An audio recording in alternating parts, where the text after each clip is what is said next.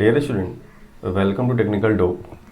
Power system में हम लोग अभी ट्रांसमिशन लाइन पढ़ रहे थे। ट्रांसमिशन लाइन के अंदर हम लोगों ने कल पढ़ा था कि हमारा पावर जो ट्रांसमिट होता है वो हायर वोल्टेज के ऊपर क्यों होता है। दूसरा कंसेप्ट हम लोगों ने ये भी पढ़ा था कि जो हमारा पावर ट्रांसमिट होता है वो सभी जगह हायर वोल्टेज के ऊपर क्यों नहीं होता है। इन दोनों का हम लोगों ने केस स्टडी करा था और इसमें हम लोगों ने कुछ पॉइंट फाइंड आउट किए थे। दूसरी बात यह है कि ये कोर्स हमारा पूरा कोर्स कवर होगा और आप लोग जो है ना थ्योरेटिकल वे में इसको अच्छे से अप्रोच कर पा रहे होंगे, यानी कि एक एक पॉइंट आपका क्लियर होते जा रहा होगा। इससे क्या होगा कि आपका कोई भी अगर एग्जाम में थ्योरेटिकल सवाल पूछा जाता है तो आप इजीली सॉल्व कर पाओगे। हम लोग न्यूमेरिकल भी करेंगे लेकिन थ्योरी में भी अच्छा खासा आपको ग्रिप हो जाएगा, मतलब कि समझ पा रहे हो चीज़ों को कि क्यों ऐसा हो रहा है। और अगर हम लोग जो एक एक चीज़ पढ़ते जाएंगे तो रटने का कोई ज़रूरत नहीं पड़ेगा, आपको एक एक चीज़ दिमाग में बैठते चला गया होगा। यानी कि अभी तक हम लोगों ने जो भी 2 पॉइंट पढ़े थे, यानी कि दोनों पॉइंट आपको अच्छे से क्लियर होगा। आपको उसमें कुछ याद करने का कोई भी जरूरत नहीं है, बस आप वीडियो को शुरू से अंत तक देख लोगे, उसमें सब चीज़ मैं लिखते चला जाऊँगा, आपको सब चीज़ समझ में आते चला जाएगा। तो अब तक हम लोगों ने जितना भी पढ़ा उसको आप लोग एक बार रिवीजन कीजिएगा। अभी तक मेरा 3 वीडियो चला गया है, ये आज मेरा चौथा वीडियो है। पूरा कोर्स आप लोगों को कंप्लीट कराया जाएगा जिसमें हम लोग अच्छे से हर चीज़ को कवर करेंगे।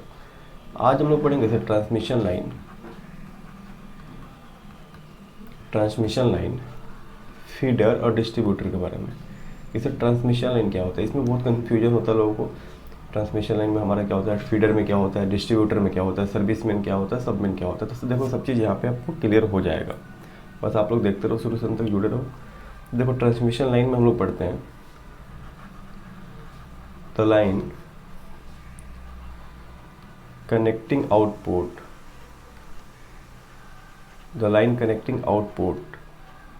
to a step up transformer to a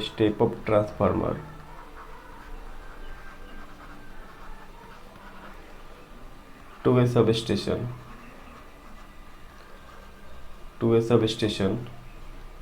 is called transmission line.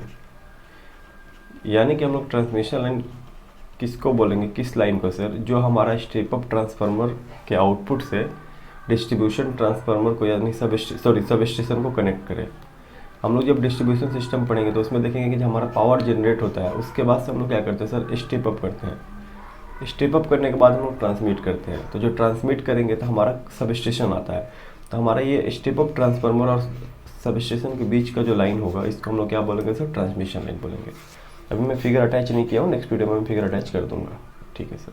ये हमारा ट्रांसमिशन लाइन का हो गया डेफिनेशन। कोई आपसे पूछेगा कि ट्रांसमिशन लाइन होता क्या है सर, तो कोई भी वैसा लाइन जो हमारा स्टेप अप ट्रांसफार्मर से और सब स्टेशन को कनेक्ट करे उसको हम लोग क्या बोलेंगे सर, ट्रांसमिशन लाइन बोलेंगे। बात निकल के आती है सर कि हमारा फीडर क्या होता है। आप लोग देखेंगे सर फीडर होता है, आप नाम सुनोगे हमारा फीडर है। तो देखिए सर फीडर का डेफिनेशन क्या होता है, मैं यहाँ पे लिख रहा हूँ। तो जो फीडर होता है the line connecting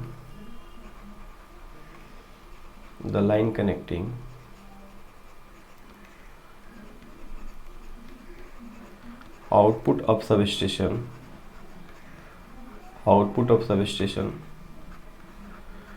to the distribution system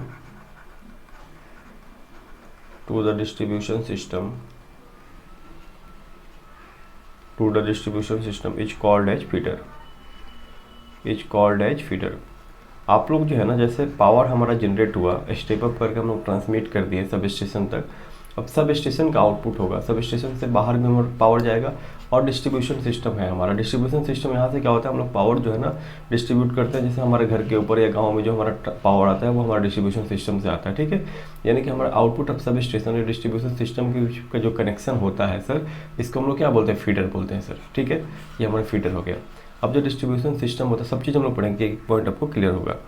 अब डिस्ट्रीब्यूशन सिस्टम में सर क्या होता है, अब देखो फीडर हमारा क्या होता है sir, output of sub station से डिस्ट्रीब्यूशन नेटवर्क को जो लाइन कनेक्ट करे उसको हम लोग क्या बोलते हैं, फीडर बोलते हैं।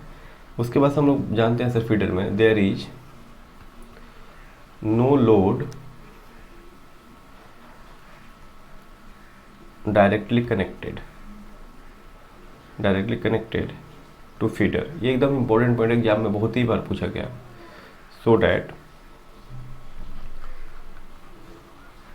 It is carries constant current. अगर मान लो कोई टैपिंग नहीं होगा, कोई करंट आप कोई लोड नहीं कनेक्ट होगा, मान लो हमारा जो है सर, हमारे ये लाइन जा रहा है, ठीक है, हमारा ये लाइन जा रहा है आउटपुट ऑफ सब स्टेशन से हमारे डिस्ट्रीब्यूशन सिस्टम तक एक लाइन है। इसको ही हम लोग क्या बोल रहे हैं सर, फीडर बोल रहे हैं। यानी कि इसमें हमारा कोई टैपिंग नहीं हो रहा, कोई यहाँ से हम लोग लोड कनेक्ट नहीं कर रहे हैं, तो हम लोग ये बोल सकते हैं कि सर इसमें हमारा करंट क्या होगा, कांस्टेंट होगा। ये बहुत इंपॉर्टेंट टर्म है, हमेशा इसको ध्यान में रखना है। यानी फीडर में करंट क्या होता है सर, कांस्टेंट होता है। इसके ऊपर क्या सिग्निफिकेंस है, ये सब चीज़ हम लोग थोड़ी देर में होकर देखेंगे। फिलहाल इसको आपको इतना याद रखना है सर। ये हमारा इसमें ये डेफिनेशन हो गया। चलिए सर, अब हम लोग देखते हैं डिस्ट्रीब्यूटर के बारे में। डिस्ट्रीब्यूटर के बारे में कि हमारा सर डिस्ट्रीब्यूटर क्या होता है। डिस्ट्रीब्यूटर नाम से क्लियर हो रहा है कि जो हमारा पावर डिस्ट्रीब्यूट करे, जो नॉर्मली हम लोग हाउस होल्ड या स्मॉल इंडस्ट्री की बात कर सकते हो, तो उसमें हम लोग डिस्ट्रीब्यूटर की बात कर सकते हैं। जैसे हमारे घर के आसपास जो पावर सप्लाई आता है उसको हम लोग डिस्ट्रीब्यूशन सिस्टम के अंदर में कंसीडर करेंगे। बाकी हम लोग पढ़ेंगे सर कि हमारे डिस्ट्रीब्यूशन सिस्टम में कितना रेंज होता है, क्या होता है, वो प्रॉपर हम लोग पढ़ेंगे सर। ठीक है, तो इसमें लिखा होगा डिस्ट्रीब्यूटर में ये क्या करता है सर, इट डिस्ट्रीब्यूट्स, नाम से ही पता है सर कि हमारा डिस्ट्रीब्यूट करेगा। It distribute power to load. ठीक है, ये लोड को पावर डिलीवर करेगा by means of distribution transformer. Distribution transformer से क्या करेगा सर, ये हमारे लोड को पावर डिस्ट्रीब्यूट करेगा। क्लियर है? ठीक है सर, अब देखो इसमें क्या होता है। एक मिनट आप लोग वेट कर लो। मान लो हमारा ये डिस्ट्रीब्यूशन सिस्टम से हमारा पावर जा रहा है। क्लियर है? ये करंट आई यहाँ से एंटर कर रहा है। इसमें हमारा जो है ना लोड टैपिंग होता है। यहीं से हमारा, जैसे मान लो कि हमारे गांव से बाहर जा रहा है डिस्ट्रीब्यूशन लाइन, यानी कि हमारा डिस्ट्रीब्यूशन सिस्टम जा रहा है। अब हमारे गांव से बाहर एक ट्रांसफार्मर लगा रहता है, वो क्या करता है, इसी से ना पावर लेगा सर। हमारे मान लो हम लोग नोटेशन, ये ट्रांसफार्मर का है सिंबल। हमारे गाँव से बाहर क्या होता है सर, ट्रांसफार्मर ये लगा हुआ है। ठीक है, हम लोग क्या कर लिए, यहाँ से टैपिंग करके यहाँ पे कनेक्ट कर दिए पावर। चलिए सर, यहाँ से हम लोग फिर लोड को हम लोग दे रहे हैं। ये हमारा लोड है, मान लो घर के बाहर मेरा सप्लाई आ गया। फिर हम लोग क्या किया सर, यहाँ से भी एक क्या किया, आगे दूसरे गांव में गए, वहाँ पे भी एक ट्रांसफार्मर कनेक्टेड है गांव से बाहर। ठीक है, उन्होंने क्या किया, वहाँ पे भी टैपिंग कर लिया। चलिए सर ठीक है, मान लेते हैं यहाँ पे करंट हमारा, यहाँ से करंट हमारा I1 जा रहा है सर। यहाँ से करंट I1 जा रहा है, तो बताओ यहाँ पे करंट क्या होगा। ये नोड के ऊपर देखेंगे तो I आया, I1 चला गया उधर, तो इस साइड में हमारा क्या होगा, I माइनस I1। सही है सर। अब यहाँ से हम लोग I2 ले लिए, कुछ करंट तो यहाँ से जाएगा ना सर, टैपिंग किया, यहाँ लोड है हमारा, देखो लोड कनेक्ट किया है, तो करंट तो हमारा कुछ ना कुछ लेगा लोड। तो यहाँ से हमारा क्या मिल रहा है sir, I minus I1 minus I2, क्योंकि I2 तो चला गया इधर। तो टोटल यहाँ पे क्या आया, इस नोड के ऊपर हमारा आया I माइनस I1, यानी I2 इधर चला गया, तो इधर हमारा कितना बचा, I1 माइनस I2। ठीक है, यहाँ तक कोई दिक्कत नहीं है। चलिए सर, तो इसमें हम लोग जो है ना क्या पॉइंट निकल रहे हैं, पहले पॉइंट क्या फाइंड आउट कर पा रहे हैं वो लिख लेते हैं। तो यहाँ पे हम लोग देख रहे हैं सर कि इसमें हमारा जो है क्या हो रहा है, इसमें हमारा does not carry constant current, यानी कि हम लोग बोल सकते हैं कि हमारा कांस्टेंट करंट कैरी नहीं करेगा। पहला पॉइंट कि करंट हमारा कांस्टेंट कैरी नहीं करेगा सर, ये क्लियर हो गया। देख रहे हो आप, देखो यहाँ पे हमारा शुरुआत में क्या था, करंट आई था, लेकिन देखो हमारा फिर I माइनस I1 हो गया, क्योंकि हम लोग एक ट्रांसफार्मर लगा दे लोड में के लिए। क्योंकि बिना ट्रांसफार्मर के हम लोग गाँव से बाहर क्या होता है, हमारे गाँव से बाहर एक ट्रांसफार्मर लगा रहता है, पूरे गाँव को क्या करता है, सप्लाई देता है। ठीक है सर, अब चलिए, यानी कि अब जो है, अब बाद में लोग पढ़ेंगे कि क्या करता है, स्टेप डाउन करता है, स्टेप अप करता है, वो सब चीज़ें बात की, कितना फेज होगा, कितना लाइन होगा, वो सब बाद में पढ़ेंगे। फिलहाल हम लोग को ये समझ के रखना है। अब देखिए, अब बात ये निकल के आती है सर कि हमारा इसमें सर्विसमैन और सबमैन का कॉन्सेप्ट क्या है सर। हमारा सर्विसमैन और सबमैन क्या होगा, देखो सर, लोड ट्रांसफार्मर से लोड साइड में जो कनेक्टेड होगा लाइन, उसको हम लोग बोलते हैं सबमैन। यानी कि आउटपुट ऑफ ट्रांसफार्मर से लोड में जो लाइन कनेक्ट करेगा उसको हम लोग बोलेंगे। मान लो हमारे गाँव से बाहर ये ट्रांसफार्मर है, ये ट्रांसफार्मर हो गया। ठीक है, ये ट्रांसफार्मर हो गया, गांव से बाहर हमारा ट्रांसफार्मर हो गया, और यहाँ से हम लोग क्या किए, ये हमारे इनपुट साइड में आया है पावर, और ये आउटपुट से यानी कि लोड हम लोग कनेक्ट कर रहे हैं, लोड हम लोग लगा रहे हैं, ये सब मेरे घर में आया सप्लाई। ठीक है, तो इसको हम लोग बोलेंगे क्या, सबमेन, इसको सबमेन बोलेंगे। ठीक है, इसको सबमेन बोलेंगे। और हमारा ट्रांसफार्मर में जो कनेक्ट करेगा लाइन कि इधर से डिस्ट्रीब्यूटर से, उसको क्या बोलेंगे हम लोग, सर्विसमैन बोलेंगे। उसको हम लोग क्या बोलेंगे, सर्विसमैन बोलेंगे। क्लियर है? तो हमारा सर्विसमैन हो जाएगा यहाँ पे, सर्विसमैन। एक मिनट, सर्विसमैन। अब आप लोग बताओ, इसमें हमारा सबमैन सर्विसमैन क्या होगा, ये हमारा हो जाएगा सर्विसमैन, और ये लाइन हमारा हो जाएगा, ये लोड से कनेक्टेड है, सबमैन। क्लियर है? सर्विसमैन सबमैन का कॉन्सेप्ट क्लियर हो गया। और ये हमारा जो ब्लैक कलर का जो नोट है, ये हमारा डिस्ट्रीब्यूटर है, सॉरी, ये हमारा डिस्ट्रीब्यूटर है। क्लियर है? यहाँ तक क्लियर हो गया सर, सर्विसमैन सबमैन सारा कॉन्सेप्ट क्लियर हो गया। सिंपल याद रखेंगे, ट्रांसफार्मर के पास जो जाएगा डिस्ट्रीब्यूटर से, उस लाइन को बोलेंगे सर्विसमैन, जो आउटपुट ऑफ ट्रांसफार्मर से लोड को कनेक्ट करे उसको बोलेंगे सबमैन। इसको हमेशा ध्यान में रखोगे। चलिए सर, अब हम लोग कुछ पॉइंट्स देखते हैं। यहाँ पे कुछ पॉइंट देखते हैं सर। हम लोग यहाँ पे क्या देख रहे हैं, एक फीडर से हमारा one feeder supplies multiple distributor. Multiple distributor यानी कि फीडर से हम लोग क्या कर सकते हैं। देखो अब आप बोलोगे सर यहाँ टाइपिंग तो नहीं कर सकते, टाइपिंग करने की बातें नहीं कर रहे हैं। यहाँ हमारा फीडर है, इस फीडर से हम लोग जो है ना मैक्सिमम क्या कर सकते हैं सर, मैक्सिमम जो है ना डिस्ट्रीब्यूटर को हम लोग सप्लाई कर सकते हैं। ठीक है, ये हमारा डिस्ट्रीब्यूटर हो गया। यहाँ से हम लोग क्या कर सकते हैं, मैक्सिमम डिस्ट्रीब्यूटर को सप्लाई दे सकते हैं। क्लियर है, ये हमारा एक फीडर हो गया। ये हमारा क्या हो गया, ये लाइन हमारा इसमें करंट इसमें हमारा कॉन्स्टेंट है। ठीक है, अब देखो ये तो सही है सर। अब जो है अगर हमारा maximum one feeder supply multiple distributor, तो इसमें हम लोग और क्या बोल सकते हैं, तो हम लोग यहाँ पे बोल सकते हैं कि करंट जो होगा फीडर में हमेशा क्या होगा, ज़्यादा होगा। करंट फीडर में ज़्यादा किससे होगा, करंट फीडर में हमेशा ज़्यादा होगा डिस्ट्रीब्यूटर से। करंट फीडर में हमेशा ज़्यादा किससे होगा, डिस्ट्रीब्यूटर से। तो यहाँ पे हम लोग बोल सकते हैं सर क्या, कि अगर करंट ज़्यादा होगा जिस भी क्वांटिटी में, उसका क्रॉस सेक्शनल एरिया ज़्यादा होता है। क्रॉस सेक्शनल एरिया ज़्यादा होता है। इसके पीछे भी लॉजिक है, आप लोगों को बताया नहीं गया, मैं बता दूंगा कभी। ठीक है, क्रॉस सेक्शनल एरिया ज़्यादा होगा फीडर का। बस आपको फिलहाल ये समझना है कि हमारा क्रॉस सेक्शनल एरिया ज़्यादा होगा किसका, जिसमें करंट का वैल्यू ज़्यादा होगा। तो यहाँ पे हमारा क्रॉस सेक्शनल एरिया ज़्यादा होगा डिस्ट्रीब्यूटर का, कम होगा एज कम्पेयर टू फीडर। यहाँ तक कोई दिक्कत नहीं है। अब देखो हमारा एक रिलेशन होता है, क्या रिलेशन होता है, R equal to rho L by ए।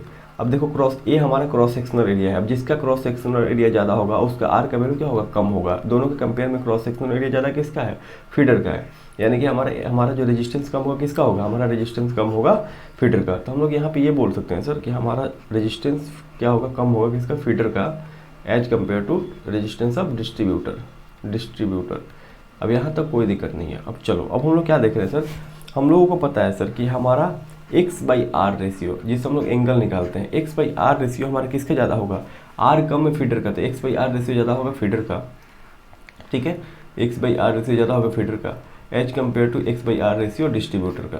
ठीक है, तो यहाँ पे कभी कभी ये भी सवाल पूछता है कि सर पावर फैक्टर ज़्यादा किसका होगा, तो पावर फैक्टर ज़्यादा हमेशा किसका होता है सर, डिस्ट्रीब्यूटर का पावर फैक्टर हमेशा ज़्यादा होता है। किसका ज़्यादा होता है sir, X by R ratio से हम लोग थीटा निकालेंगे, कॉस थीटा हमारा क्या हो जाएगा, पावर फैक्टर हो जाएगा। यानी कि हम लोग क्या बोल सकते हैं सर कि हमारा यहाँ पे पावर फैक्टर ज़्यादा होता है किसका, in the case of feeder. ये थोड़ा सा एडवांस कॉन्सेप्ट है लेकिन इसको ध्यान में रखना है। पावर फैक्टर फीडर का ज़्यादा होता है, power factor compare to distributor. ठीक है, आप लोग ये चीज़ कंक्लूड कर पा रहे हो। आपसे कोई पूछेगा कि सर पावर फैक्टर किस में ज़्यादा होता है, तब बोलोगे फीडर में। वजह क्या है, पूरा एनालिसिस आप करके बता दोगे।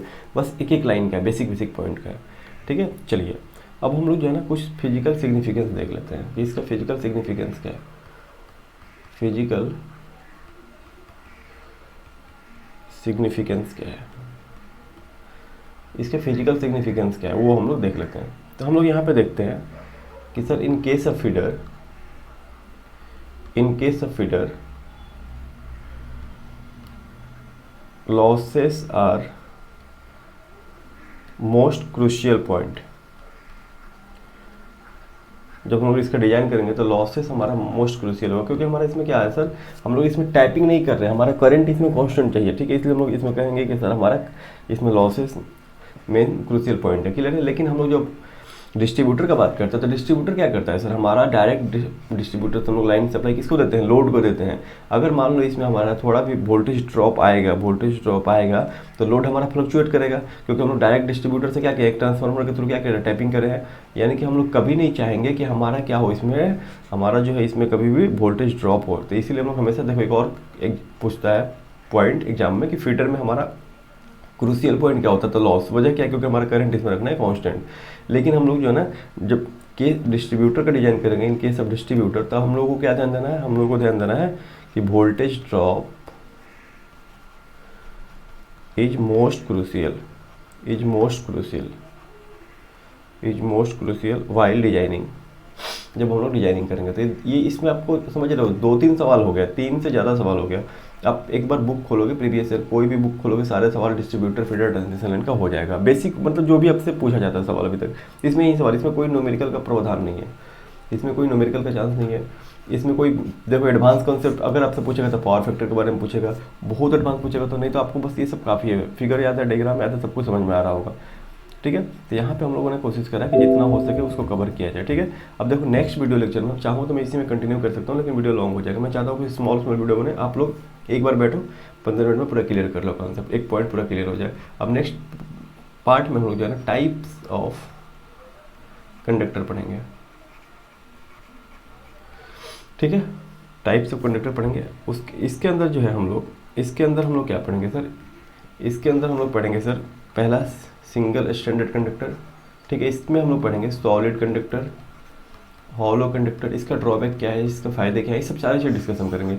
और एक चीज़ देखोगे ना कि सारे जो भी आपके डाउट आते थे कि सर हमारा स्टैंडर्ड में क्या होता है, हमारा जो है ना ये SCSR में क्या होता है, तो सारे चीज़ यहाँ पे क्लियर हो जाएंगे, सब चीज़, कुछ भी नहीं डाउट बचेगा, इतना श्योर रहो।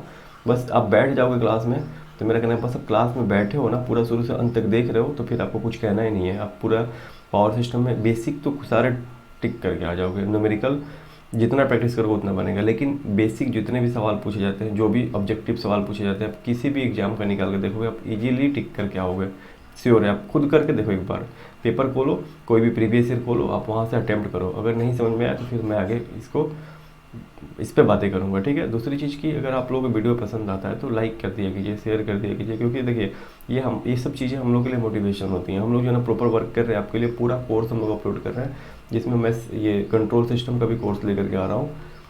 बेसिक इलेक्ट्रिकल चल ही रहा है मेरा, उसके बाद से जो है ना पावर सिस्टम भी चल रहा है। तो जितना हो सकता है मैं आपके लिए कर रहा हूँ। बस प्रॉब्लम एक ही है कि मेरे पास अभी जो है ना लाइव का यहाँ पे कोई मतलब प्रोसेस नहीं है, लाइव मैं नहीं ले सकता हूँ। दूसरी चीज़ कि मेरे पास, मैं अभी यहाँ पे कोई बोर्ड वगैरह पे नहीं पढ़ाता हूँ। वजह क्या है कि सर यहाँ पे बोर्ड लगाने पे थोड़ा सा स्टेबिलिटी नहीं आया है। जैसे स्टेबल होने के बाद सारी चीज़ अब जो आप लोग के लिए कोशिश किया जाएगा। फिलहाल हम लोग जो है ना यहीं पेन टेप पे पढ़ते हैं और अच्छे से पढ़ेंगे, इसमें भी आपको कोई डाउट नहीं होगा, सब चीज़ क्लियर मिलेगा, साउंड वगैरह क्वालिटी सब कुछ आपको अच्छे से मिलेगा। तो मैं ही कह रहा हूँ कि अगर पसंद आने पे लाइक करो, दोस्तों को बचाओ, इन्फॉर्म करो। धीरे धीरे क्या होगा कि अगर आप जुड़े रहोगे तभी हम लोग यहाँ पे भी प्रॉपर वेज में मेहनत कर पाएंगे। और मैं जितना मेहनत करता हूँ, अगर आप लोग उतना ही मेहनत करोगे तो बहुत अच्छा रिजल्ट होने का भी चांसेज रहेगा। बहुत सारे लोग बोलते हैं कि बहुत सारी चीज़ मैंने पढ़ा हुआ है, लेकिन होता है कि उनसे एक भी सवाल पूछते बेसिक तो उनको नहीं आता है। तो मैं यही बोल रहा हूँ कि अगर आप लोग कोशिश कर रहे हो, अगर आप लोग को इच्छा है कि नहीं सर हमको पढ़ना है, तो मैं चाहता हूँ कि SSC JEE इस बार जो पेपर हो उसमें हमारे स्टूडेंट अप्रॉक्स 30 के आसपास जो है ना क्वालिफाई हो जाए। मैं यही कोशिश कर रहा हूँ, 30 मिनिमम क्वालिफाई है मेरे स्टूडेंट। तो मैं जितना उनके लिए करना चाहता हूँ मैं उतना करूँगा, ठीक है। ये मेरा इस बार का टारगेट है। और SSC JEE क्वालिफाई करना बहुत मुश्किल नहीं है, बस आप नॉन टेक पे थोड़ा सा फोकस करो। टेक्निकल मैं बोल रहा हूँ कि मैं लेकर के आपको वहाँ तक पहुँच जाऊँगा, क्योंकि मेरे को पता है सर बेसिक इलेक्ट्रिकल वाले पोर्शन से आपको 30 सवाल पूछे जाते हैं, मशीन वाले सब पार्ट से सर आपको 25 सवाल पूछे जाते हैं, बाकी पावर सिस्टम से आपको 10 सवाल पूछा जाता है। तो मैं तो बोल रहा हूँ कि मिनिमम आपको 2 पेपर भी अच्छे से पढ़ोगे तो 60 आ जाएगा। अगर 60 आ रहा है टेक्निकल में और उधर मिला करके आपका 60 हो जाए तो 120 तो ईजिली हो जा रहा है। 120 होने का मतलब कि आप जो है ना 130 के आसपास हो जाएगा नॉर्मलाइज होकर के। तो मेरा यही कहना है कि आप टेक्निकल पे कम फोकस रखो, नॉन टेक ज़्यादा पढ़ो, टेक्निकल पर जुड़े रहो मेरे क्लास से। जितना चीज़ मैं बता रहा हूँ बस उसको फॉलो करो, आपका इजीली हो जाएगा सब चीज़ें, ठीक है। तो मैं इसको ख़त्म करता हूँ। नेक्स्ट वीडियो में हम लोग टाइप्स ऑफ कंडक्टर पढ़ेंगे, जिसमें हम लोग सिंगल स्टैंडर्ड सिलिंड्रिकल कंडक्टर को यूज़ करते हैं, हम लोग चाहे तो रेक्टेंगल भी यूज़ कर सकते हैं, सारे चीज़ पढ़ेंगे हम लोग, ठीक है।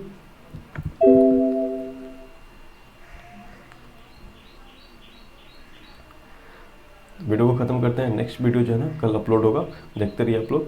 चैनल को सब्सक्राइब कीजिए, लाइक कीजिए, दोस्तों को भी शेयर कीजिए। Thank you.